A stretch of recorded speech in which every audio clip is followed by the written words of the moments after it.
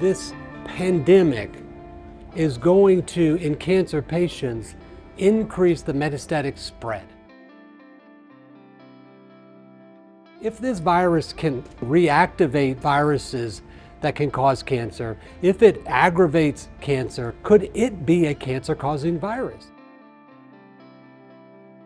The last 3 years, I think, have really changed, obviously, the world, but it's changed medicine. And medicine's been the vector that has, I think, changed the world.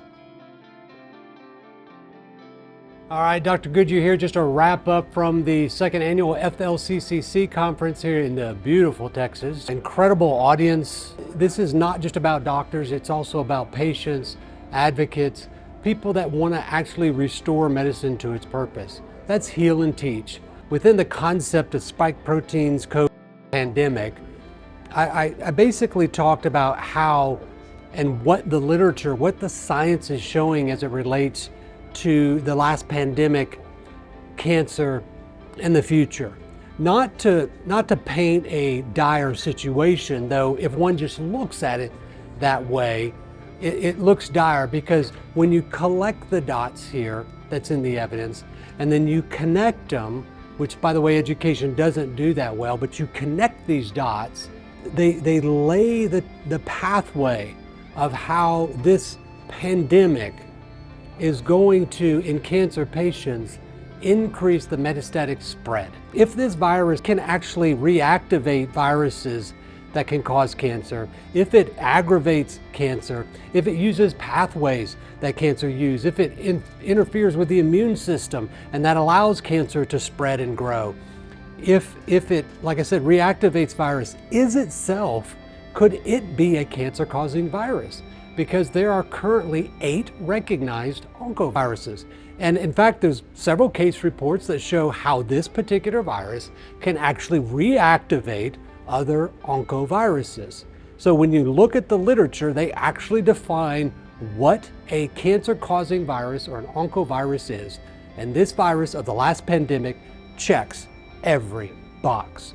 So whether it's an acute infection or from injection, or whether that's in the process of the development of these long symptoms and syndrome, cancer will forever be changed.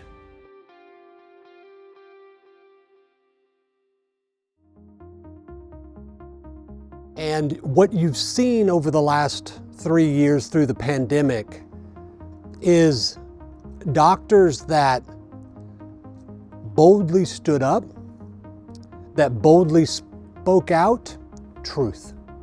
And I've watched that over the last 3 years. And honestly, the first year of the pandemic, I was a little numb. I was busy taking care of people with cancer because so many other places in where we were in Arizona wouldn't see people with cancer, because all of a sudden diseases as they existed pre-COVID no longer exist, because now you just had COVID. So it didn't matter if you were diagnosed with stage 4 cancer, stage 1 cancer, it didn't matter. That was delayed, because now the only thing that medicine served was COVID. For me, there's really 4 principles that guide me. Hope, which simply just means confidence in and for a future. It doesn't predict how long that future is, it's just that there is a future. That's hope. We as physicians, what we do is we give hope. It's real hope, but we give hope. What we've had the last 3 years is fear. Fear paralyzes people. Fear enslaves people. Hope frees people. Hope liberates people. Here at the second annual FLCCC conference in Dallas, they've been promoting hope. Second is heal. And that's clearly the foundation here of the FLCCC.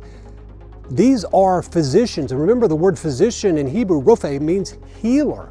But these physicians here, many of them, Paul Merrick, Pierre Corey, others, they sought to heal. And when they were told they could no longer serve patients in healing, then that's what made them stand up and speak out. Teach.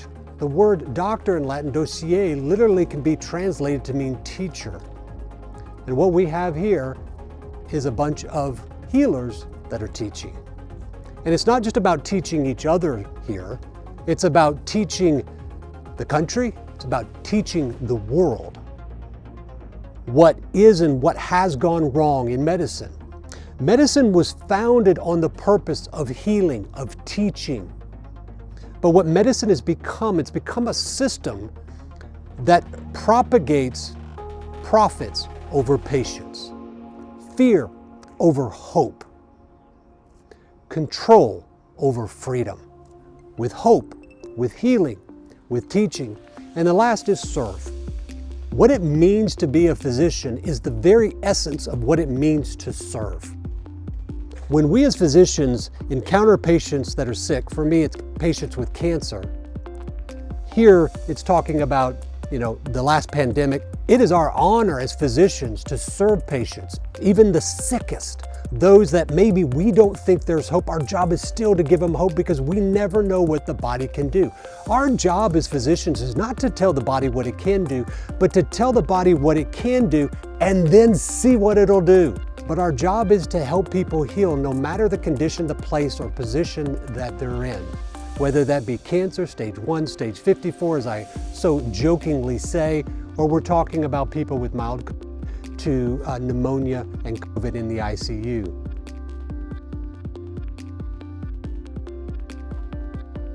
What I knew is that for me, my calling was actually to stand up and give hope, to stand up and heal, to stand up and teach, and to stand up and serve. Because that's what it means to be a physician. That's what it means to be, I think, a human. Well, where are we going in the future? The legacy. Because I think focusing right here and right now is important, but the legacy we leave our children, I think, is what we should all be concerned about, because I think that's the one that's most dire. And so that's what we did here today. And I hope that it's going to help people to not focus on the negative, but to focus on the positive, because there's hope. There's always hope. And because of that hope, we can be bold. And so I hope that this conference does, and it will, and this talk that I gave today helps more people be more bold, because there's always more hope.